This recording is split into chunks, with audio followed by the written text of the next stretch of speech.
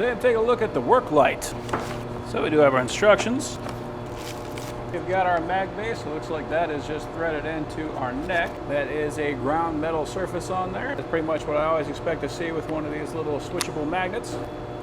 Out the back we've got our power cord, and that is actually a full-on AC 120 plug. We don't have to worry about getting some kind of a DC adapter. This is set to just plug directly into a wall outlet. Got a long neck on here, very flexible, and that does appear to hold its shape. There's a bunch of LEDs, a fairly large surface on here. It looks like about 3 inches. Yeah, maybe about 4 inches. On the back we got our power switch, and it looks like we got a thumb nut on the side.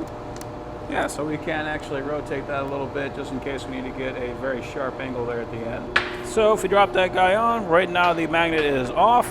If you flick that on, then that will hold itself in place.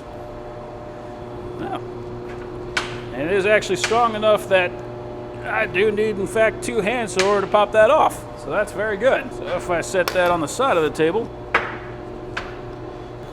and that is in fact strong enough to hold itself up. So you can see I got it right here, and I got the extension cord plugged in right there. So it's not a super long extension cord. We're looking at about 4 feet maybe. So you may need to add an extension cord onto it if you're gonna be working further away from something. If you have a desk set up with a power strip, something like that, then this will be much better for that. But as we can see, this thing puts out quite a bit of light. It makes a huge difference in what you're actually able to see. And for when you're working on the lathe, what you can see can make a huge difference in how well you actually do. So you can see I got a part right there. And that is just a step so that I can see what we're doing. We're gonna make another one just like it. And it's nice having that high contrast so I can tell exactly how far I am away from it. And on top of that, having that neck, so it is bent out of the way so I'm not interfering with anything in the back. There we go.